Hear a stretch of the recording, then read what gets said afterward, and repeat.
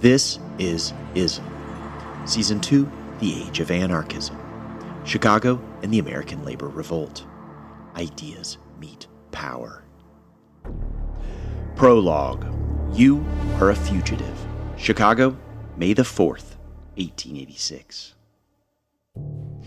When Albert Parsons emerged from Zeph's saloon, Haymarket Square was dark and empty. The smell of sulfur drifted through the warm, wet air. A single gaslight flickered and hissed in the corner of the square, as if it were struggling to share all it had witnessed. "What do you think it was?" Lizzie Holmes asked. Her black dress was creased, her hair matted from the past 20 minutes spent squatting in a saloon cellar. "I don't know," said Parsons, scanning the yard. "Maybe the Illinois regiments brought up their Gatling gun." "Well, whatever it was," Lizzie said, "it seems the shots went both ways." Albert nodded slowly, puzzling to understand the weight of Lizzie's words. He turned toward Desplain Street, anxious to make it home, to check on Lucy and the children. "Albert," Lizzie said, a quiver in her voice, I think you need to leave the city." "What?" Parsons replied shortly. His voice was dry and weary. "This was clearly a fight," Lizzie said softly, "and by tomorrow they'll have decided already who was responsible." Albert stood frozen, his vision blurring as the truth of her words sank in. His knees began to weaken, and the old familiar ache returned to his belly. A low-lit basement suddenly flashed before his eyes, shadowy faces and darkened top hats pressing in. He touched his forefinger to his thumb and drew a slow, steadying breath. The rookery faded as the square settled back around him. "Okay," he said finally, "but I have to see Lucy before I go." "Of course," Lizzie whispered, and they turned down Desplain Street. It was midnight by the time the train pulled into the Northwestern Depot. The low whistle and hiss of steam reminded Albert of home, but now the sounds brought no comfort, only dread. But even then, Parsons could feel something inside himself changing. Earlier that night, he had been afraid to die, but now he was only afraid that this might be the last time he ever looked into his wife's eyes. "Kiss me, Lucy," Albert said, his voice on the edge of shaking. "We do not know when we will meet again." Lucy's eyes watered as she wrapped her arms around her husband. Lizzie looked away, wiping her eyes. Finally, Albert stepped back, gripping Lucy's forearm before turning away with a low smile. As he approached the platform, Albert turned toward Lizzie. "Do you really think it is best for me to go?" he asked her once more. "Yes," Lizzie said. "I can feel the mood turning by the second. You're the most well-known of all of us. If you stay, they will have you in chains before dawn." Albert nodded and then handed her a small wad of cash, the change from his train ticket. "Take it to Lucy," he said. "I've no need for it now." Lizzie took the money, shook his hand, and then watched as the train steamed out of Chicago. William Holmes sat hunched over a pile of newspapers, the dawn light spilling through his apartment. When he heard the news from Chicago, he had tracked down every paper that made it out to Geneva, Illinois. He had pored over them for hours, trying to parse out the truth. "Good morning," a familiar voice rang out cheerily. William knew that southern drawl at once. He sprang to his feet. "Well, how do you do?" Albert Parsons said wryly, holding out his hand. William pushed it aside and hugged his friend. "So," William began as the two separated, "it seems you are a fugitive." Parsons nodded. "Well," William said with a sigh, "tell me everything, because I can't make heads or tails from all this." He pointed to the pile of papers on his desk. "You'll know as well as I, William," Albert said sadly. "Lizzie and I were in Zeph's when the shots began. By the time we got back to Haymarket, the square was empty." Holmes froze at the sound of his wife's name. "She is safe," Albert said gently. William exhaled. "They're already blaming us, Albert," he said quietly. "A bomb went off among the police, and, well, you know all that we have said. It won't be hard for Bonfield to convince the city that the anarchists are to blame, that you are to blame." Albert stepped forward and picked up the stack of papers. He read furiously, trying to piece together all that had happened over the past 12 hours. Finally, he looked up at William, his face grave. "It has begun," Albert said. William tilted his head, brow furrowed. "The social revolution," Albert continued. "It's here." William's face fell. "Albert," he said, I don't think—" "No," Parsons pressed, his face pale. "All the signs are right here." Albert raised the paper above his head frantically. "Don't you see?" he said impatiently. "I have to go back to Chicago, to the field of action. If I die for the cause, then I die a noble death. The final conflict has arrived." William sighed and sat down heavily. "You may be right," he said softly, "but we don't know anything for sure yet. You know how the papers are. They'll say anything for a good story." Parsons continued to rifle through the pages. Holmes stood up suddenly. "I will go into town," William said. "See if I can learn anything more. Promise me you won't do anything until I return." Parsons nodded slowly, but kept his eyes fixed on the pages before him. Once William was gone, Albert grabbed a parchment and an envelope, which he addressed to the editor of the Chicago Daily News. "Dear Sir," Albert began. The scratch of his pen was deafening. "I want to speak a word through you to my fellow workers," he wrote, "just to let them know that I am still in the land of the living and looking out for their interests." Parsons paused, dipping the pen into ink. "I will in due time," he continued, "turn up and answer for myself and for anything I may have said or done. But I have no regrets for past conduct and no pledges for the future if there is to be nothing but blood and death for the toilers of America." Albert looked outside. The Fox River flowed lazily past the window. Sunlight dappled the ceiling overhead. He drew a long breath. "I count my life already sacrificed," he scribbled, "for daring to stand between tyrants and slaves. I love humanity and therefore die for it. I am already sacrificed as a martyr for the cause." Parsons read the letter once, folded it carefully, and slipped it into the envelope. Then he closed his eyes and waited for William to return with news of the coming storm.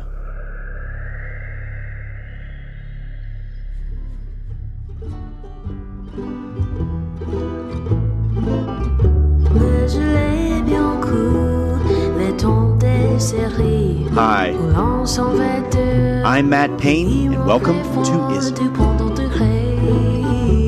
This is Chicago 1886, Anarchism on trial.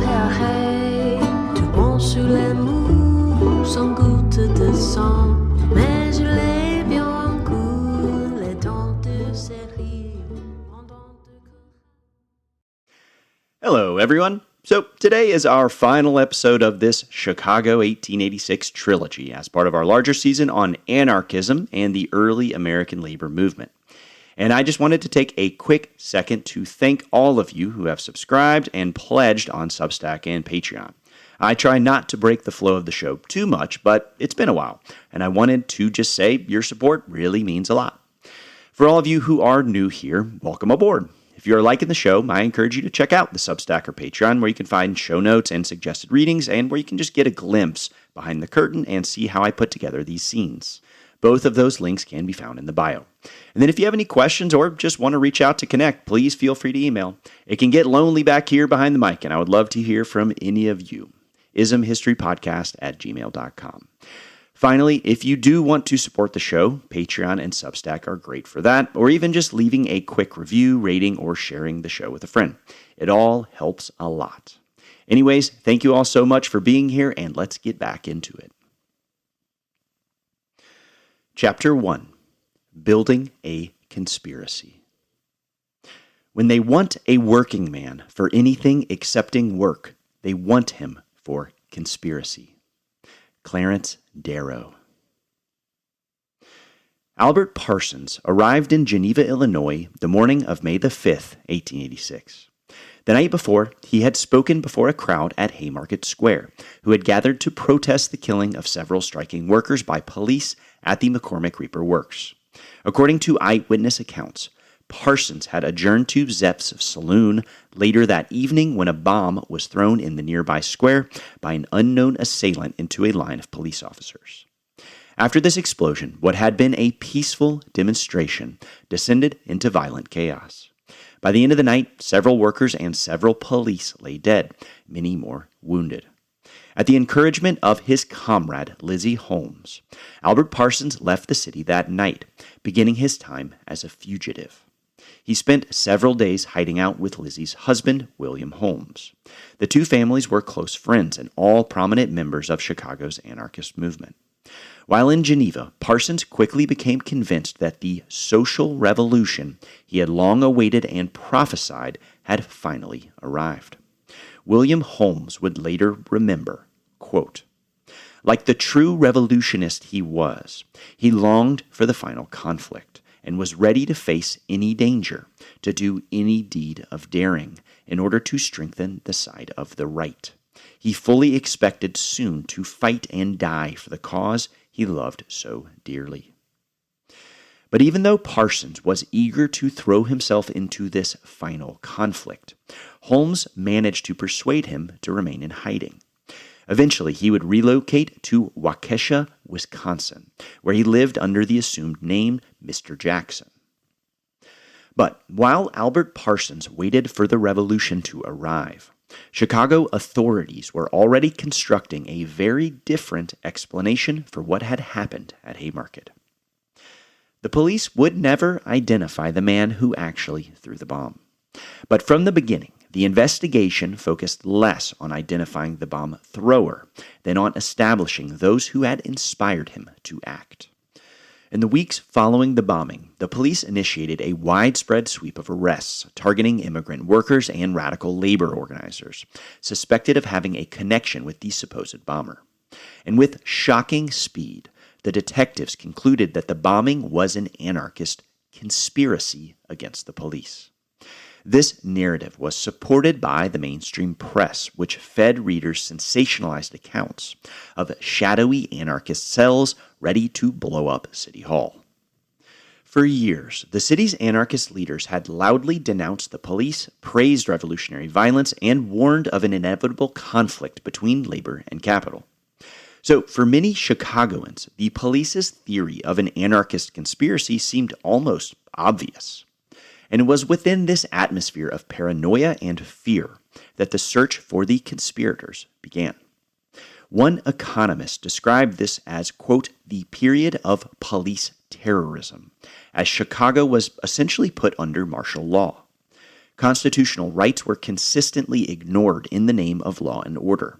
People's homes were searched without warrants, and workers with only loose connections to the suspected bombers were taken into custody, interrogated, and in some cases held for weeks. So, in the days after Haymarket, hundreds of workers, radicals, and immigrants found themselves under deep suspicion by the authorities and by the city's elite. The Chicago police did not yet know who had thrown the bomb, but they believed they knew where to look to find those responsible. On the morning of May the 5th, detectives arrived at the offices of the Arbeiter Zeitung and the Alarm. The police searched the offices of the two anarchist papers without a warrant and then promptly arrested its two editors, August Spies and Michael Schwab. Spies had spoken at the Haymarket shortly before the bomb went off, but Schwab had left the square well before the meeting even began and was not present for the explosion. By the end of the investigation, the entire staff of the Arbeiter Zeitung would be taken into custody, including the young compositor Adolf Fischer. As the author of the handbill calling for the Haymarket rally, Adolf Fischer quickly moved to the center of the state's investigation. Samuel Fielden, the Methodist preacher and stone hauler from Yorkshire, faced similar scrutiny as he had been actively speaking on a wagon when the bomb actually exploded.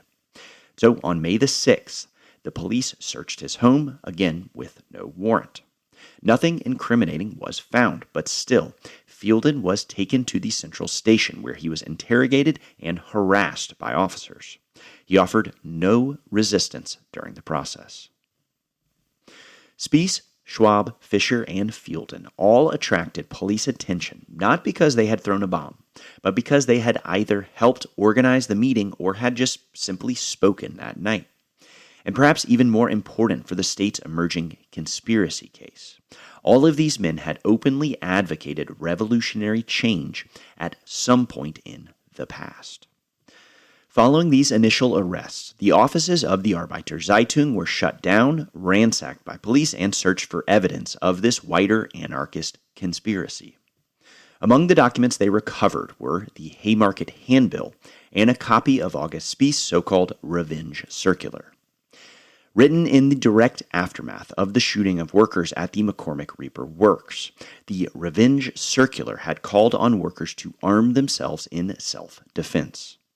And to a police force already convinced they were dealing with a highly coordinated anarchist plot, the Revenge Circular and the Handbill both appeared to confirm all of their suspicions. But at this point, the investigation was still in its infancy. The bomb thrower remained unknown, and the police possessed no concrete evidence linking Spies, Schwab, Fisher, or Fielden to the act itself. But increasingly, that seemed beside the point. Detectives were beginning to assemble a different kind of case that was built not around who had thrown the bomb, but around who had inspired it. And as this theory of conspiracy took shape, the circle of suspects widened. Police targeted prominent anarchist leaders, newspaper editors, labor organizers, and eventually almost anyone who occupied a visible position within Chicago's radical movement. Lucy Parsons and Lizzie Holmes were assaulted, harassed, and then taken to police headquarters for questioning. As the police searched for her husband, Lucy would be detained on multiple occasions. During her second arrest, a detective commented on her red handkerchief, saying, "You still wear the red ribbon, do you?" "Yes," Lucy replied defiantly, "and I'll wear it until I die." The case against Oscar Neebe was particularly revealing. The owner of a small yeast business and a well-known labor organizer, Oscar Neebe had not spoken at Haymarket, had not even attended the meeting, and had definitely not been present when the bomb exploded. And yet his prominence within the anarchist movement made him a suspect nonetheless. On May the 9th, the police entered his home without a warrant and found a sword, revolver, rifle, and a red flag. None of these items directly tied Neebe to the Haymarket bombing, yet they would be used as evidence of Neebe's involvement in the wider conspiracy. The case against George Engel presented similar difficulties. Multiple witnesses placed Engel at home playing cards during the Haymarket meeting, and neighbors described the middle-aged toymaker as a quiet, well-behaved citizen. Yet this respectable public reputation coexisted with another side of Engel. In the German anarchist press, he was known for his uncompromising revolutionary rhetoric and militant attacks on capitalism and the state. And it was this version of Engel that attracted the attention of investigators. Police soon ransacked his home as well, seizing a, quote, queer-shaped portable furnace, which they labeled a, quote, blasting machine, though Engel insisted it was simply a tool used for metalwork. Engel's case highlights a contradiction that would run throughout the investigation. Like many of the men who would eventually stand trial, both Engel and Oscar Neebe occupied two very different worlds. To neighbors, they appeared to be respectable craftsmen, small business owners, and family men. To fellow radicals, they were committed revolutionaries who openly predicted a coming struggle between labor and capital, and who worked tirelessly to organize workers in preparation for that struggle. This dual identity made them difficult figures for both the police and the public to interpret. Indeed, after their initial arrest, both Engel and Neebe were quickly released. Yet, despite the lack of compelling evidence linking either man to the bombing itself, both would eventually find themselves back in police custody weeks later, as the conspiracy case continued to expand. But if the police often relied on circumstantial evidence to implicate men like George Engel and Oscar Neebe, the case against the 22-year-old carpenter Louis Ling appeared far more substantial. Now, Louis Ling had not attended the Haymarket meeting, but he had spent May the 4th making bombs. On that day, Louis Ling and several other militants made between 30 and 50 bombs. Unlike most of the other suspects, Ling openly embraced immediate revolutionary violence and viewed dynamite as a legitimate weapon in the imminent struggle between labor and capital. And that same evening of the Haymarket, Ling loaded these bombs in a trunk and carried them to Neff's Hall, a meeting place for militant anarchists and for the German worker self-defense group, the Lehr- und Wehrverein. Along the way, Ling allegedly declared that it would be good to use the bombs to blow up the police station. Ling managed to escape capture for over a week, but on May the 14th, the police located his safe house on the southwest side. And when an officer entered his bedroom, Ling looked up from his writing table, identified his visitor as police, and quickly reached for his revolver. The officer tackled Ling, and the two powerfully built men wrestled on the ground. Ling resisted fiercely, nearly rendering the officer unconscious before additional police rushed into the room and subdued him with a club. Louis Ling would be the only suspect to put up any major resistance to his arrest. And in many ways, Ling looked exactly like the sort of revolutionary bomber the Chicago authorities were searching for. So, the figure of Louis Ling highlights an important distinction within the anarchist movement that was consistently missed by the police and other onlookers. Because while Neebe, Schwab, Fielden, Spies, Engel, and Fischer all advocated revolutionary methods, they consistently claimed that such methods would only become necessary once the conditions for such a struggle were suitable. At rallies, factories, workshops, and public meeting halls, the large majority of Chicago anarchists called for patience and persistence. Like many 19th century socialists, they believed that a successful revolution could only emerge from years of organizing among the working class. The revolution had to come at the right time, and premature acts of violence were seen as dangerous, even damaging to the greater cause. Alternatively, Louis Ling was among a fairly small minority of anarchists who called for immediate acts of violence against state and capital. This difference helps explain why Spies, Fielden, Neebe, and even intransigents like Engel and Fischer primarily devoted themselves to speaking, publishing, and organizing workers, while Ling devoted himself to the manufacture of explosives and preparation for violent struggle. But to investigators, these differences mattered little. Bomb makers, newspaper editors, labor organizers, and public speakers were all treated as parts of the same anarchist machine.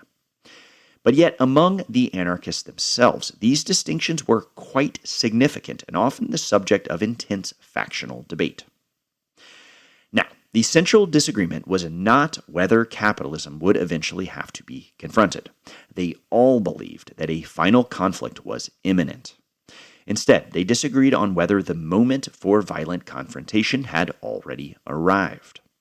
So, what many outsiders misunderstood was that these differences reflected, above all, competing theories of revolutionary strategy, and they did not represent clearly defined roles within a single conspiracy. But for the Chicago police, such distinctions were either not well understood or just completely ignored. And by the end of May, detectives claimed they had assembled the leadership of a vast, highly coordinated anarchist conspiracy. One suspect, however, remained at large. Albert Parsons was perhaps the most well-known anarchist in Chicago. But even though the authorities searched furiously for the 36-year-old Texan, Parsons remained safely in hiding in Waukesha, Wisconsin throughout the entire investigation. On May the 22nd, Albert wrote a letter to his wife, Lucy, explaining that he intended to surrender to the authorities. he remained confident that he would ultimately be acquitted. Parsons had not thrown the bomb, had not planned the bombing, and had only learned of the Haymarket meeting shortly before it began. By this point, a defense committee had already begun organizing on behalf of the accused anarchists, led by the Civil War hero Captain William Black. When Lucy brought the letter to Captain Black, he responded enthusiastically, assuring her that a jury would acquit her husband. Captain Black wrote Albert a reply in which he both warned of the hostile atmosphere in Chicago amid the ongoing Red Scare, but also expressed his opinion that they would be able to prove he was innocent. Captain Black then went even further, saying that the appearance of Parsons as an innocent man would prove beneficial for the rest of his comrades awaiting trial. Not everyone was as confident as Captain Black, though. The defense attorney, William A. Foster, urged Parsons against presenting himself within an environment of suspicion and fear. And in her correspondence with Albert, Lucy did not push her husband in either direction, insisting that it was ultimately his decision to make. On June the 4th, a grand jury formally indicted Parsons and the 7 other anarchists for the murder of Officer Matthias Deegan, the only officer definitively identified as having died due to the explosion of the bomb and not due to stray gunfire. So Parsons now knew that if he returned to Chicago, he would not be questioned as a witness or detained as a suspect. Instead, he would stand trial for murder. But even so, Albert Parsons would still, in the end, decide to return to Chicago. And on June the 21st, the opening day of the trial, he said a tearful goodbye to Lucy and presented himself to the court. There has been much speculation as to why Parsons surrendered, but Parsons himself consistently returned to 2 themes: loyalty and his innocence. He believed he had a duty to share the fate of his comrades, and he remained convinced that no fair jury could possibly convict him. He would later say, quote, "Knowing myself innocent of crime, I came forward and gave myself up for trial. I felt that it was my duty to take my chances with the rest of my comrades. I knew that before any fair-minded jury, I could with little difficulty be cleared. I preferred to be tried and take the chances of an acquittal with my friends to being hunted as a felon." And so, when Parsons entered Judge Gary's courtroom alongside Captain Black, both Black and Parsons imagined their arrival as a dramatic set piece in the trial, a great and honorable gesture that would strengthen the defense. But for the judge and for most of the jury, Parsons was not viewed as an innocent man coming to the aid of his friends. Instead, he was seen as the leader of a revolutionary conspiracy that aimed to destroy the police and the broader society they protected. When he arrived at the court, Parsons was not given any chance to speak. Judge Gary addressed him coldly, asked that an 8th chair be brought forward, and directed him to take a seat beside the other defendants.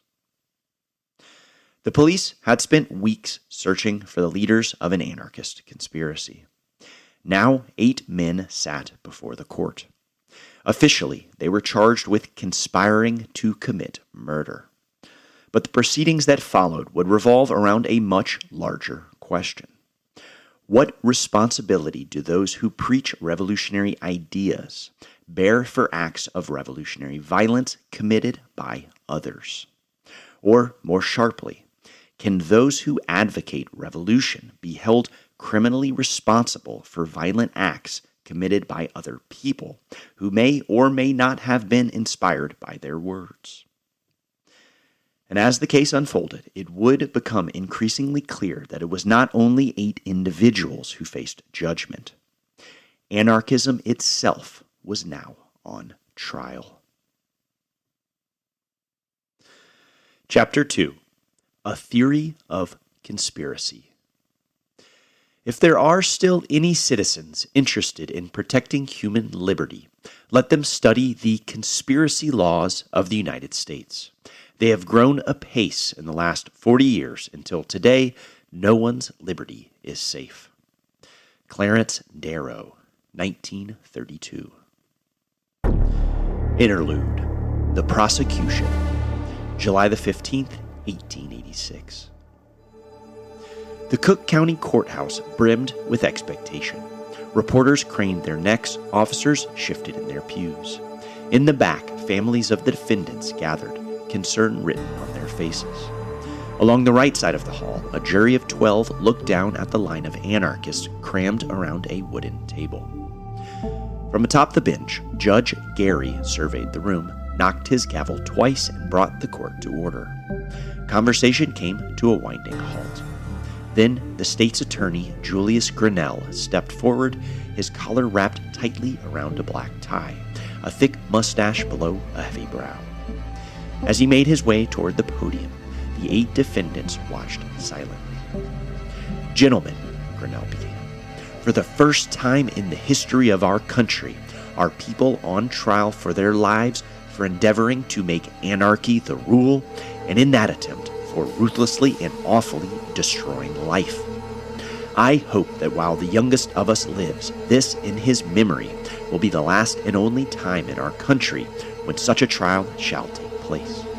It will or will not take place as this case is determined." July sunlight poured through the courthouse windows as the afternoon heat settled over the room. "We have been in this city inclined to believe, as we all have through the country," Grinnell continued, "that as we all are in favor of full liberty of free speech, the great good sense of our people would never permit acts based upon sentiments which meant the overthrow of law. The 4th of May demonstrated that we were wrong, that we had too much confidence, that a certain class of individuals, some of them recently come here, believe that here in this country our Constitution is a lie." Grinnell paused, leaving only the scratching of pens. "In the light of the 4th of May, we now know," Grinnell went on, "that the preachings of anarchy, the suggestions of these defendants hourly and daily for years, have been sapping our institutions, and that where they have cried murder, bloodshed, anarchy, and dynamite, they have meant what they said and proposed to do what they threatened." Grinnell took a breath. "The indictment is for murder, a serious charge," he said. "Now, it is not necessary in a case of this kind, nor in any case of murder, that the individual who commits the exact and particular offense, for instance, the man who threw the bomb, should be in court at all. He need not even be indicted." The scratching of pens suddenly ceased. "The question for you to determine," Grinnell said, now directly addressing the jury, "is, having ascertained that a murder was committed, not only who did it, but who is responsible for it, who abetted it, assisted it, or encouraged it. There is no question of law in the case." Grinnell moved to finish. "We will show to you that, although perhaps none of these men personally threw that bomb, they each and all abetted, encouraged, and advised the throwing of it, and therefore are as guilty as the individual who threw it. They are accessories."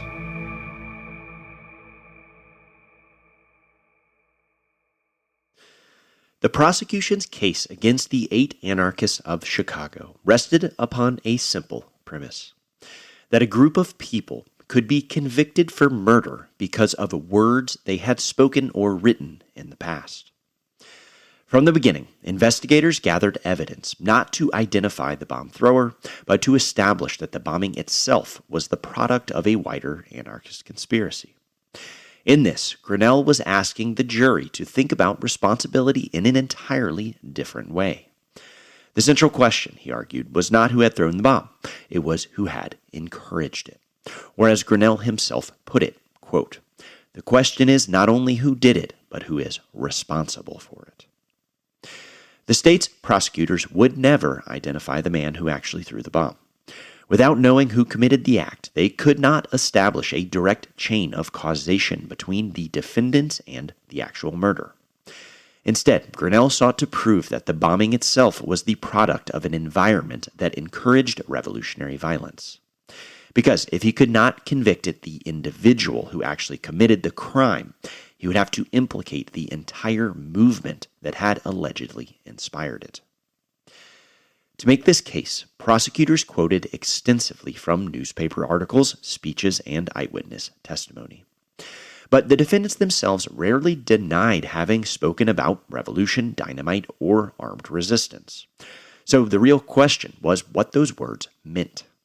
Grinnell argued that anarchist rhetoric was intended to cultivate an atmosphere of violence, and that this environment ultimately produced the Haymarket bombing. The defense rejected this interpretation entirely. For did Spies, Parsons, and their comrades encourage workers to arm themselves? Yes, but always in the name of self-defense. Did they praise dynamite as a great equalizer in the struggle between labor and capital? Again, yes, but as we have seen, mostly as a rhetorical device meant to instill fear in employers and confidence in workers, not as an instruction to carry out isolated acts of terrorism. At the heart of this disagreement lay two radically different theories of revolution. Put simply, the prosecution argued that the anarchists had planned to use the mass strikes of the 8-hour movement as the opening of a coordinated insurrection, and that the Haymarket bombing was simply the first blow in a wider revolutionary campaign. Grinnell claimed, quote, "Bombs were to be thrown in all parts of the city of Chicago. Everything was to be done that could be done to ruin law and order. The conspiracy was so large, the number of criminals interested in that conspiracy so appalling, that I distrusted my own judgment. The men who have caused this anarchy and bloodshed here, and who seek for more, they should be picked out and, if possible, punished and blotted out." In response, the attorney for the defense, Sigmund Zeisler, argued that this bore little resemblance to the anarchists' own theory of revolution.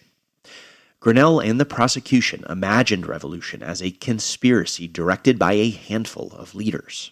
Zeisler and the defense insisted that this fundamentally misunderstood the defendants' own philosophy. "Can a revolution be made?" Zeisler asked the jury. "A revolution is a thing which develops itself, but no single man nor a dozen of men can control the inauguration of a revolution. The social revolution was fixed for the 1st of May. Just think of it. The social revolution, the revolution by which the present state of proprietary conditions should be changed all over the world, was to be inaugurated by Mr. Spies and by Mr. Parsons and Mr. Fielden on the 1st day of May. Has ever a ridiculous statement like this been made to an intelligent jury?" For Zeisler, the prosecution's entire theory of conspiracy rested upon a false understanding of revolution. Like many 19th century socialists, the defendants believed revolutions emerged from historical conditions, rather than the designs of a small group of conspirators. Individuals did not make revolutions. History made revolutions. So Zeisler never denied that the defendants hoped for social revolution. Instead, he denied only that they believed it could be produced by a handful of men throwing bombs. Long before they stood trial, anarchist leaders like August Spies and Albert Parsons insisted that they could not organize revolution. When pressed on the subject, Spies argued that a revolution was, quote, "hard to organize," and that he and his comrades were merely preparing society for it. They saw themselves not as conspirators secretly directing events, but, as Spies himself put it, as the prophets of the revolution, as men preparing workers for a future they believed history itself would inevitably produce. Yet the defendants were not on trial simply for advocating revolution. They were on trial for conspiracy. So the central legal question, therefore, became, what exactly constituted a conspiracy? And yet again, the prosecution and the defense offered radically different answers. And the resolution of this question over what constitutes a conspiracy would become one of the Haymarket trial's most enduring legacies, shaping the legal boundaries of political dissent for decades to come. To prove the existence of a conspiracy, Grinnell assigned each defendant a role within a single coordinated plot. Adolf Fischer and George Engel had attended a meeting at Grief's Hall the night before the bombing, so they became the organizers. Louis Ling was known to have produced bombs, so he, of course, became the bomb maker. From there, the roles would become much less concrete, as the prosecution sought to implicate men who were primarily known as public speakers and newspaper editors. Grinnell portrayed August Spies and Michael Schwab as the intellectual architects, describing the offices of the Arbeiterzeitung as, quote, the foundation of the conspiracy. To prove this, Grinnell pointed, above all, to the anarchists' own publications, citing inflammatory newspaper articles, the so-called revenge circular written by Spies after he witnessed the killing of workers at McCormick, and finally the handbill calling workers to gather at Haymarket on May the 4th. The prosecution treated both the Haymarket handbill and the revenge circular as evidence of conspiracy because both called on workers to arm themselves on the eve of the Haymarket incident. However, the revenge circular called on workers to arm themselves generally in self-defense, and it did not call for any specific actions against the police on May the 4th. Further, only a small number of copies of the Haymarket handbill actually included a call to arms, because August Spies himself had ordered the call to arms be removed before the flyer was widely distributed. To the prosecution, such actions simply revealed a conspiracy that was imperfectly concealed. But to the defense, it revealed that Spies did not want workers to come to the Haymarket armed, because he was trying to avoid another massacre after McCormick. By the time the prosecution reached Parsons, Fielden, and especially Oscar Neebe, who had not attended Haymarket at all, the case for conspiracy no longer depended on alleged planning for the bombing itself. It depended almost entirely on the idea that public advocacy of revolution and even association with those who advocated it made one criminally responsible for the violence of others. Grinnell's case against Parsons illustrates this broad understanding of conspiracy especially well. I will prove to you that Parsons, Grinnell told the jury, in an infamous paper published by him called The Alarm, has defined the use of dynamite, told how it should be used, how capitalists could be destroyed by it, how policemen could be absolutely wiped from the face of the earth by one bomb. None of this was ever disputed. Parsons himself readily acknowledged publishing such articles. Indeed, the prosecution had built its case against these men almost entirely from public speeches, newspaper articles, and handbills that anyone in Chicago could read. For the defense, this public nature of the anarchist call for revolution revealed a fundamental weakness in the case for conspiracy. Because, however inflammatory those publications may have been, they were not the same as secret correspondence among men plotting a murder. Zeisler turned on the prosecution, asking, quote, "What is a conspiracy? Isn't in the first place secrecy the test of a conspiracy? Was there anything secret about the doings of these men, or about their teachings and writings? When they vented their feelings, the next morning, the daily press of the city of Chicago, which reaches 500,000 people, and the office of every authority in the city were informed of it." Michael Schwab later summarized the prosecution's case against him, saying, quote, "I am condemned to die for writing newspaper articles and making speeches." But in the end, it was the state of Illinois that would get to define conspiracy. For Judge Gary and nearly the entire jury, the law was clear. After the trial, Judge Gary remembered it this way. Quote, "The mere fact that the defendants were members of the International of itself made them co-conspirators with the more active members who worked publicly. The International was a combination, the technical legal term for which is conspiracy, to overthrow all government by force. Whoever took part in that combination was a conspirator. According to Judge Gary's understanding of conspiracy law, every member of the anarchist-led IWPA, the so-called Internationals, was technically part of the conspiracy, whether they had been indicted or not. For Judge Gary and for the jury, membership itself became evidence of conspiracy. And so, on August the 19th, the jury returned a unanimous verdict. All 8 defendants were found guilty. 7 were sentenced to death. Only Oscar Neebe escaped the gallows, receiving a sentence of 15 years in prison. The Haymarket trial had revealed 2 fundamentally different understandings of revolution, conspiracy, and political dissent. In the courtroom, however, only one of those understandings carried the force of law. Chapter 3. The Condemned Speak. History repeats itself. That's one of the things wrong with history. Clarence Darrow. Interlude. Judicial Murder.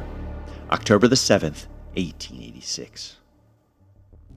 The motion of the defense for a new trial is denied, Judge Gary said, his face tired and emotionless. Captain Black slumped in his chair and closed his eyes. For nearly 7 weeks, the defense had fought for a new trial. Now every motion had been denied. The courtroom's high windows poured October light across the polished wooden floor. Dust drifted through the air as Judge Gary gathered papers before him, arranging the final formalities of the trial. Then he looked up. Do the defendants have anything to say before the sentence is pronounced? For a moment, the courtroom was silent. A bench creaked somewhere in the gallery. Then August Spies rose. He walked slowly to the podium and surveyed the courtroom. The jury, his fellow defendants, the crowded gallery, and finally, Judge Gary. Folding his hands before him, he began. Your Honor, in addressing this court, I speak as the representative of one class to the representative of another. I will begin with the words uttered 500 years ago on a similar occasion by the Venetian Doge, who, addressing the court, said, My defense is your accusation. The cases of my alleged crime, your history. Spies paused habitually, as if waiting for applause, but he was met only by the sound of the stenographer's pen. I have been indicted on a charge of murder, Spies continued, as an accomplice or accessory. Upon this indictment, I have been convicted. There was no evidence produced by the state to show or even indicate that I had any knowledge of the man who threw the bomb, or that I myself had anything to do with the throwing of the missile. The words echoed across the high ceilings of the courtroom. There have been many judicial murders, Spies pressed on, committed where the representatives of the state were acting in good faith, believing their victims to be guilty of the charge accused of. In this case, the representatives of the state cannot shield themselves with a similar excuse. Before this court and before the public, which is supposed to be the state, I charge the state's attorney and Inspector Bonfield with the heinous conspiracy to commit murder. Spies paused, and then he began to address the evidence that had been used to convict him. Newspapers, speeches, and testimonies. Looking out across the courtroom, he said, But, says the state, you have published articles on the manufacture of dynamite and bombs. Show me a daily paper in this city that has not published similar articles. May I learn why the editors of these papers have not been indicted and convicted for murder? Is it because they have advocated the use of this destructive agent only against the common rabble?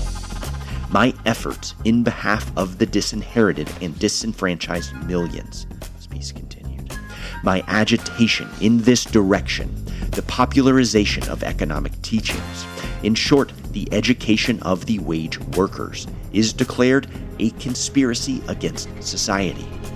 What have we said in our speeches and publications? We have interpreted to the people their conditions and relations in society.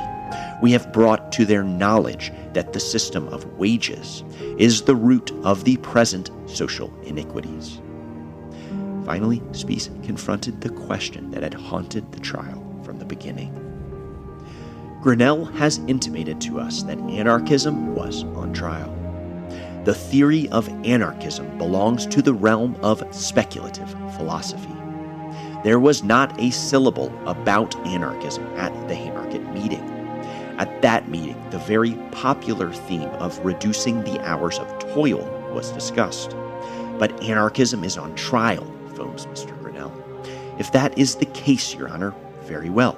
You may sentence me, for I am an anarchist. You may pronounce the sentence upon me, Honorable Judge, Spies said. But let the world know that in AD 1886, in the state of Illinois, 8 men were sentenced to death because they believed in a better future, because they had not lost faith in the ultimate victory of liberty and justice. Spies took a breath and then looked up toward the judge.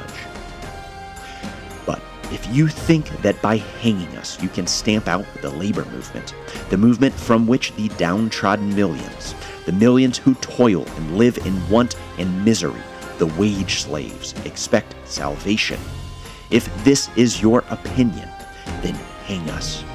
Here you will tread upon a spark, but there and behind you and in front of you and everywhere, flames will blaze up. It is a subterranean fire. You cannot put it out. The ground is on fire upon which you stand.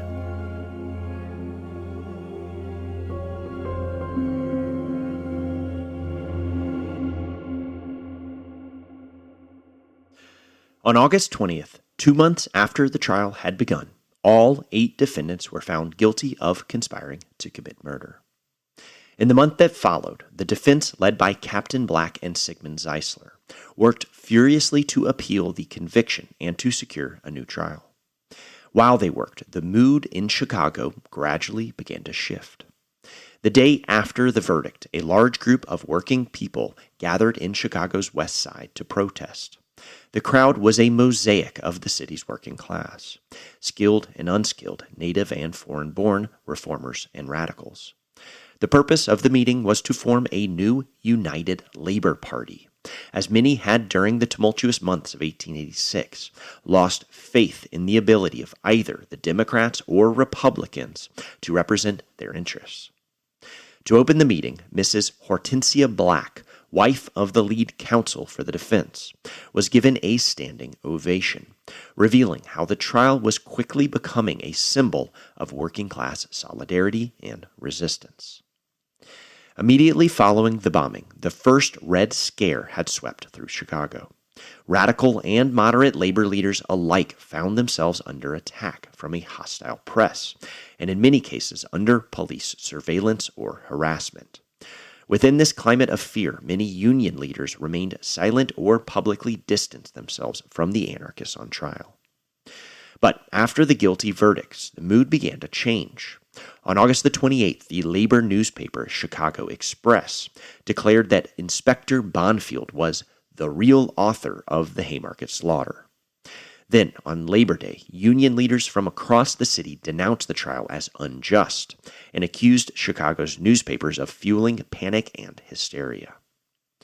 These expressions of solidarity came not only from anarchists, who remained a minority within the labor movement, but also from moderate reformers and trade unionists. Increasingly, many workers believed that the defendants had been condemned for simply expressing unpopular ideas. and they feared that if violence broke out during a strike, then any labor leader could be prosecuted as an accessory to murder. As opinion among Chicago's working class shifted from fear to sympathy, the defense pressed ahead with its appeals. But after a week of hearings, Judge Gary ruled that the defendants had already received a fair trial, and he denied every motion for a new trial. The following day, on October the 7th, the defendants were given the opportunity to address the court before their sentence was pronounced. Traditionally, this was a moment for the condemned to express remorse. But instead, the anarchists turned the trial on its head. One by one, they rose not to plead for mercy, but to denounce the judicial system, the police, and the newspapers they believed had conspired to convict them. As historian James Green describes it, the anarchists believed they were being tried for the words they had spoken in the past, and now they aimed to be remembered in the future for the last words they uttered. Over the next 3 days, the defendants transformed the courtroom into a political stage. Beginning with August Spies and ending with Albert Parsons, they rejected the charges against them, defended their revolutionary ideals, and argued that the trial had been used as an instrument of political repression. August Spies opened by accusing the prosecution, the police, and Judge Gary of their own conspiracy to commit what he called judicial murder. From there, he rejected the prosecution's understanding of revolution and turned his attention to what he believed was the true source of social violence: the inequalities of industrial capitalism. Quote, "You want to stamp out the conspirators, the agitators? Stamp out every factory lord who has grown wealthy upon the unpaid labor of his employees. Stamp out every landlord who has amassed fortunes from the rent of overburdened workingmen and farmers. Stamp out every machine that ruins the producer, that increases the national wealth, while the creator of all these things stands amidst them tantalized with hunger. Stamp out the railroads, the telegraph, the telephone, steam, and yourselves, for everything breathes the revolutionary spirit." For Spies, the prosecution had mistaken the symptom for the cause. Within this rebuttal lay the foundation of Spies' worldview, and what he saw as the core misunderstanding of the entire trial. Spies had been accused of fomenting revolutionary violence. But for him, such an accusation made no sense, because it was not men who made revolution, but history. For the prosecution, revolutionary ideas produced revolutionary violence. For Spies, revolutionary ideas were themselves products of a society already transformed by industrial capitalism. Turning on the prosecution, Spies declared, quote, "You, gentlemen, are the revolutionists. You rebel against the effects of social conditions which have tossed you, by the fair hand of fortune, into a magnificent paradise. Without inquiring, you imagine that no one else has a right in that place." Spies remained convinced that history was on his side, both morally and materially. He believed the victory of labor over capital was inevitable. Quote, "You, in your blindness, think you can stop the tidal wave of civilization and human emancipation by placing a few policemen, a few Gatling guns, and some regiments of militia on the shore. You think you can frighten the rising waves back into the unfathomable depths whence they have arisen by erecting a few gallows." Spies then turned from history to the ideals for which he was being condemned, describing the future society for which he believed history was preparing humanity. Quote, "Socialism teaches that the machines are the result of the combined efforts of society, past and present, that they are therefore rightfully the indivisible property of society. And anarchism, this terrible ism, deduces that under economic equality and individual independence, the state, the political state, will pass into barbaric antiquity, Anarchism, or socialism, means the reorganization of society upon scientific principles and the abolition of causes which produce vice and crime. Capitalism first produces these social diseases and then seeks to cure them by punishment. In his final statement, August Spies transformed the trial from an indictment of anarchism into an indictment of industrial capitalism. After Spies returned to the bench, the remaining defendants rose one by one to denounce the trial and the injustices of industrial society. And though united by broad ideals, all of them spoke in strikingly different voices, each offering their own defense, their own understanding of anarchism, and their own vision of justice. So, the very moment when the prosecution believed they had finally reduced them to a single conspiracy, also became the moment when each defendant reclaimed his own voice. Michael Schwab, the thoughtful, bespectacled editor of the Arbeiter Zeitung, spoke first. Characteristically, he responded not with outrage, but with careful reasoning. The president of the Citizens Association made a speech in which he called on all good citizens to take possession of the courthouse by force, even if they had to wade in blood. It seems to me that the most violent speakers are not to be found in the ranks of the anarchists. What is anarchy? Is it not strange that when anarchy was tried, nobody ever told what anarchy was? According to our vocabulary, anarchy is a state of society in which the only government is reason. Oscar Neebe, the yeast dealer and trade union organizer, was more personal as the only defendant to not receive a death sentence. "These are all the crimes I have committed," Neebe said. "They found a revolver in my house and a red flag there. I organized trades unions. I was for reduction for the hours of labor and the reestablishment of the Arbeiter Zeitung, the working man's newspaper. There is no evidence to show that I was connected with the bomb throwing. So I will ask you to hang me too, for I think it is more honorable to die suddenly than to be killed by inches." Adolf Fischer, the soft-spoken compositor and author of the Haymarket Handbill, spoke briefly and uncompromisingly. "I will be sentenced to death because of being an anarchist, and not because I am a murderer. I have never been a murderer. I have never yet committed a crime in my life. But if the ruling class thinks that by hanging us they can crush out anarchy, they will be badly mistaken, because the anarchist loves his principles more than his life. You will find it impossible to kill a principle, although you may take the life of men who confess these principles. This verdict is a death blow against free speech, free press, and free thought in this country, and the people will be conscious of it." Louis Ling, the youngest defendant, the uncompromising bomb maker whose arrest had seemed to confirm the prosecution's darkest suspicions, spoke without apology. "But the fact is," he said, "that every attempt to wield the ballot and every endeavor to combine the efforts of working men, you have displayed the brutal violence of the police club. And this is why I have recommended rude force, to combat the ruder force of the police."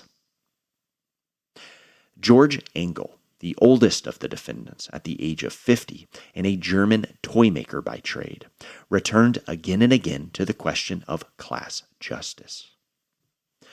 "Can anyone feel any respect for a government," Engel said, "that accords rights only to the privileged classes and none to the workers? We have seen but recently how the coal barons combined to form a conspiracy to raise the price of coal, while at the same time reducing the already low wages of their men. Are they accused of conspiracy on that account? But then working men dare ask an increase in their wages, and the militia and the police are sent out to shoot them down.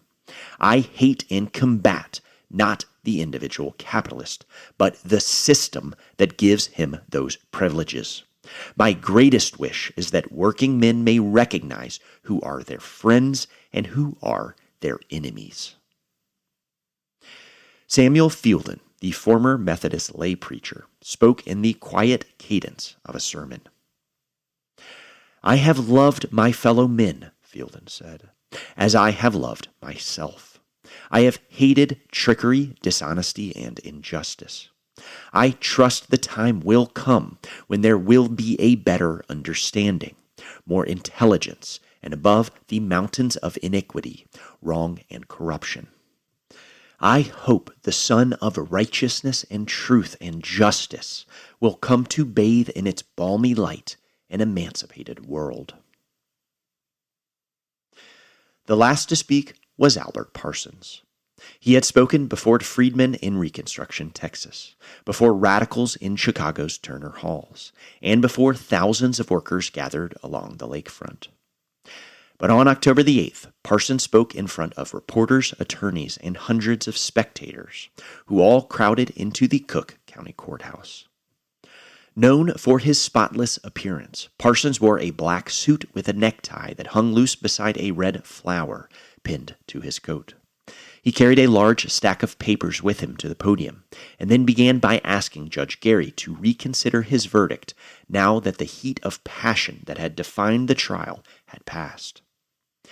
Bear in mind, Parsons said, please, this trial was conducted by a mob, prosecuted by a mob, by the shrieks and the howls of a mob, an organized, powerful mob.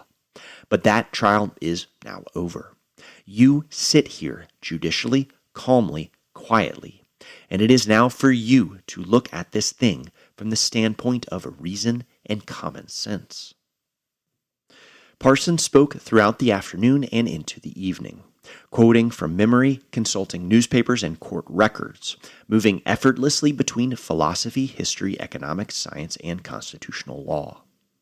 Finally, after hours on his feet, he turned to Judge Gary and said, Your Honor, if you will permit it, I would like to stop now and resume tomorrow morning.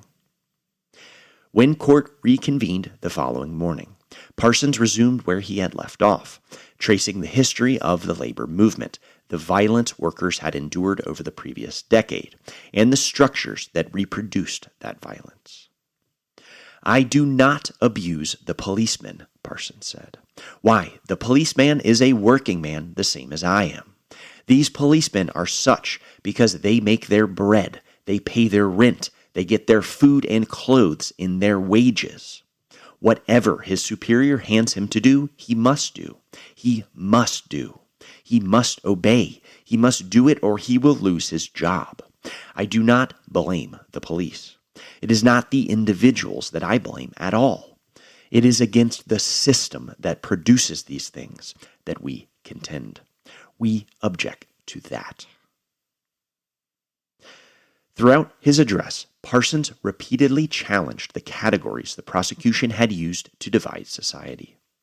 They had portrayed anarchists as enemies of the people, as foreigners, as outsiders. Parsons rejected each accusation in turn. The charge is made that we are foreigners, he said, as though it were a crime to be born in some other country. My friend Oscar Neebe and I are the only two who had the fortune, or the misfortune, as some may look at it, I don't know and I don't care, to be born in this country. My ancestors had a hand in drawing up and maintaining the Declaration of Independence. My great-great-granduncle lost a hand at the Battle of Bunker Hill. I had a great-great-granduncle with Washington at Brandywine, Monmouth, and Valley Forge. That is enough. I have been here long enough, I think, to have rights guaranteed, at least in the Constitution of the country. Having established his American credentials, Parsons then immediately broadened his vision beyond the nation itself. I am an internationalist, he said. My patriotism covers more than the boundary lines of a single state. The world is my country, all mankind my countrymen. That is what the emblem of the red flag signifies. It is the symbol of the free, of emancipated labor. The workers are without a country. In all lands they are disinherited, and America is no exception. For 2 full days, Albert Parsons had spoken as a man convinced that history would ultimately vindicate both his cause and his comrades. By that afternoon, Parsons, now visibly exhausted, asked Judge Gary for a brief recess. But Gary refused. Parsons then turned and spoke directly to the judge. I am here, standing in the spot, awaiting your sentence. I am doomed by you to suffer an ignominious death because I am an outspoken enemy of coercion, of privilege, of force, of authority. Then Parsons finished by addressing all those in power. Think you, he said, the people are blind, are asleep, are indifferent? You deceive yourselves. Your every word and act are recorded. You are being weighed in the balance. These people are conscious of your power, your stolen power. I, a working man, stand here and to your face, in your stronghold of oppression, denounce your crimes against humanity. It is for this I die, but my death will not have been in vain. When Parsons finally returned to his seat, Judge Gary immediately began pronouncing the sentences. Oscar Neebe was sentenced to 15 years hard labor. The other 7 defendants, Spies, Schwab, Fisher, Ling, Engel, Fielden, and Parsons, were sentenced to be hanged by the neck until he is dead. The bailiffs stepped forward and led the condemned men from the courtroom. The state had won its case. The sentences had been pronounced. But the verdict of history was yet to be decided. Epilogue: The Silence of History. November the 11th, 1887. A crisp wind blew outside the Cook County Courthouse. Under the low autumn sun, crowds of people pushed toward the back of the building, all hoping to catch a glimpse of the narrow alley where a scaffold had been erected. Hundreds of reporters, jury, and other select witnesses filed into the corridor. Voices whispered as the bailiff tried his best to keep the crowd under control. Finally, after an hour, all fell silent as the screen next to the gallows began to move in spectral waves. The sound of slow footsteps broke the silence as August Spies appeared through the veil. He wore a long white robe. His hands were bound behind him, and his face was pale and dignified. He walked deliberately across the drop, stopping before a long, dangling noose that rested gently upon his breast. In one single motion, he turned toward the crowd. Behind him strode Adolf Fischer and George Engel, also in long white robes. Albert Parsons was the last to enter, stopping before the noose and surveying the witnesses with a scowl both bitter and sad. All 4 men stood straight and still as the bailiff tied leather straps around their ankles. A guard took hold of the noose and placed it over Spies' head. For a moment it caught on his ear, but he calmly shook his head and the rope settled upon his neck. As the guard approached Adolf Fischer, he lifted his chin, exposing his broad neck, then leaned toward Spies and whispered something inaudible with a wry laugh. George Engel spoke gently to the guard, who paused, momentarily taken aback by the unexpected kindness. Parsons simply stared down at the witnesses below. Then the 4 men exchanged knowing glances, and many in the gallery assumed they were preparing some final act. But instead, the bailiff hurried forward and pulled white shrouds over their heads, denying them the customary opportunity to speak. Beneath the scaffold, the cord connected to the trapdoors grew taut as the executioner slowly raised his axe, waiting for the sheriff's signal. Then a low, steady voice broke the silence. "The time will come," August Spies said slowly, "when our silence will be more powerful than the voices you strangle today." The voice of George Engel then rose in German. "Hurrah for anarchy!" Adolf Fischer then followed. "This is the happiest day of my life." A moment of awkwardness passed as the executioner looked expectantly toward the sheriff. But then the voice of Albert Parsons emerged from the final shroud, desperate and beseeching. "May I be allowed to speak?" he began.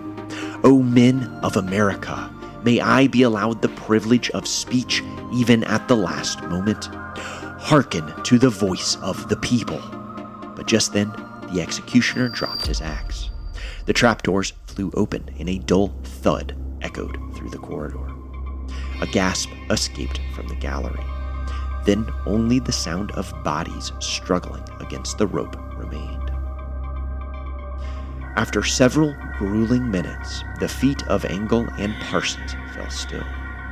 Spies and Fischer continued to writhe as witnesses quietly turned away. Finally, they too drew their last breaths.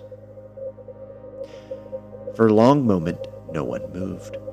The sheriff ordered the witnesses to leave, but many lingered in silence, their eyes fixed upon the four lifeless figures suspended above them. At last, the coroners laid the bodies into plain pine coffins. And without a word, the witnesses filed out into the November air, pulling their coats tight against the bitter wind.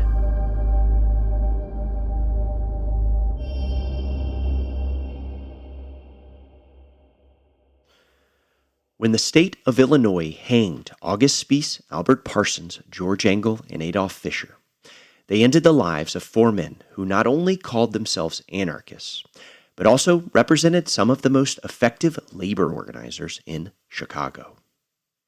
Few of their contemporaries knew these men only as anarchists. They were better known as newspaper editors, gifted public speakers, tireless organizers, and leaders of the city's growing labor movement. By executing them, the state removed much of that movement's most visible leadership at precisely the moment it had begun to demonstrate its full political strength. And the consequences were immediately felt. The great 8-hour movement that had electrified Chicago and much of the nation before Haymarket rapidly lost its momentum as workers returned to their jobs, many under the same wages and same conditions. In Chicago itself, an entire era and entire political culture came to an end. The mass demonstrations, Sunday picnics, and open-air meetings that had filled the city's parks now gave way to surveillance, restrictions on public assembly, and the imprisonment, exile, or execution of many of the labor movement's most dynamic leaders. Yet, the executions would not bring the controversy surrounding Haymarket to a close. And if anything, they intensified it. Long before the condemned men walked to the gallows in November 1887, another battle had already begun. Because during the 15 months between the verdict of 1886 and the executions of 1887, the struggle over Haymarket moved beyond the courtroom and into the broader arena of public opinion. Within days of the sentencing, the defense launched a determined effort to overturn the convictions. Judge Gary had originally ordered that the 7 condemned men be executed on December 3rd, 1886, but Captain William Black immediately appealed to the Illinois Supreme Court for a writ of error and a stay of execution. The justices granted the request, postponing the executions while the appeal was heard. As the legal battle continued, a broader campaign for clemency began to take shape. Led by Captain Black and other supporters of the defense, this amnesty movement brought together an unlikely coalition of labor reformers, journalists, lawyers, and public intellectuals. Very few of these individuals were anarchists. Instead, what united this group was a growing belief that the defendants had been denied a fair trial, and that the verdict threatened the principles of free speech and the right to political dissent. The first to rally behind the Amnesty Association were labor leaders in Chicago, across the United States, and even throughout Europe. Among the most energetic organizers was George Schilling, the prominent Chicago labor leader who had worked closely with Albert Parsons before eventually breaking with the anarchists over their increasingly revolutionary rhetoric. Schilling believed that calls for violence had done enormous damage to the labor movement. And yet he also personally knew Parsons, Spies, Fielden, and others, and he was convinced that they had not participated in any criminal conspiracy. George Schilling had first spoken out against the arrests in the summer of 1886, at the height of the Red Scare, putting both his reputation and his life at great risk. Then, following the convictions later that year, Schilling devoted himself fully to the campaign for clemency, working tirelessly alongside Captain Black to save the condemned men from the gallows. Schilling was soon joined by other labor leaders, most prominently Samuel Gompers, whose American Federation of Labor had become one of the country's most influential labor organizations. European socialists similarly condemned the verdict. While awaiting their appeal, the imprisoned anarchists even received visits from the founder of the German SPD, Wilhelm Liebknecht, and Eleanor Marx, both of whom viewed Haymarket as part of a broader international struggle. And ironically, these months, which the state hoped would be forgotten, became the months many Americans came to see the condemned anarchists in a different light. Now confined to their cells, they received a steady stream of visitors, reporters, ministers, labor leaders, politicians, and curious members of the public. Many expected to find, monsters. Instead, they found articulate, educated men who spoke calmly about politics, read voraciously, joked with their families, and remained remarkably composed in the face of death. These encounters did not persuade everyone of the anarchist innocence, but they did make it increasingly difficult to dismiss them as the bloodthirsty fanatics portrayed by the city's newspapers. As a result, the movement for clemency spread well beyond organized labor. Reformers like the prominent Chicago editor Henry Demarest Lloyd publicly criticized the trial. Even respected establishment figures like the former U.S. Senator Lyman Trumbull spoke out. After reading the growing petition for clemency, Senator Trumbull reportedly buried his face in his hands and said simply, "I will sign. Those men did not have a fair trial." By early November, hundreds of thousands had signed petitions urging clemency, which were then presented to Illinois Governor Richard Oglesby. As one of the last radical Republicans left in public office, many held out hope the sentences would be commuted. Amid the amnesty campaign, Governor Oglesby had traveled to Chicago to dedicate a statue of President Lincoln, and he apparently told a supporter of the movement, quote, "If that had been the law during the anti-slavery agitation, all of us abolitionists would have been hanged a long time ago." On November the 9th, a large delegation of around 300 supporters presented a final appeal to the governor. Most of the speeches appealed to Oglesby's commitment to the ideals of the Republic and his hero, Abraham Lincoln. Samuel Gompers offered one of the most striking speeches, declaring, quote, "If these men are executed, it would simply be an impetus to this so-called revolutionary movement, which no other on earth can give. These men would be looked upon as martyrs. Thousands and thousands of labormen all over the world would consider that these men had been executed because they were standing for free speech and free press." The governor then held a private meeting with labor leader Joseph Buchanan, who presented private letters from August Spies and Albert Parsons. After struggling to finish the letters, Buchanan ended with a final appeal from Spies to take his life alone. Spies said, quote, "In the name of the traditions of this country, I beg you to prevent a sevenfold murder upon men whose only crime is that they are idealists. If legal murder there must be, let mine suffice." Buchanan later recalled that Governor Oglesby finished these letters in tears. Then, on November the 10th, as the governor was weighing his final decision, shocking news spread throughout the city. Lewis Ling had died after a dynamite cap exploded in his mouth inside his prison cell. Whether he took his own life or was murdered has remained one of the enduring mysteries of the Haymarket affair. Just 2 hours later, Governor Oglesby announced his decision.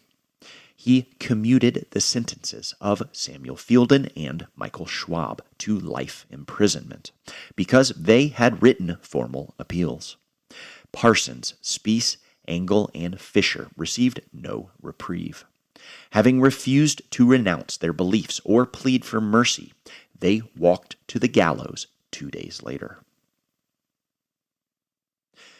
The executions of November 1887 brought the Haymarket trial to its legal conclusion.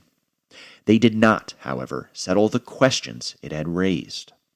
For workers, politicians, journalists, and historians, the meaning of Haymarket would remain fiercely contested long after the gallows at Cook County had been dismantled. The verdict had been rendered, the sentences had been carried out.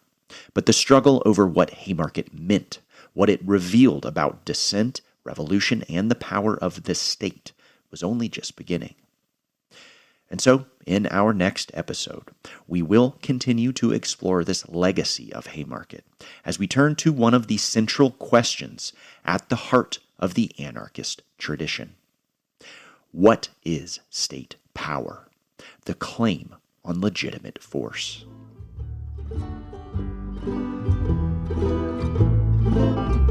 Mais je l'ai bien cru, les temps des séries où l'on s'en vêtait, puis mon rêve du pendant de rêve. Séries éternellement, heureux à pareil, du bon sur les mous, sans goutte de sang. Mais je l'ai bien cru, les temps de séries.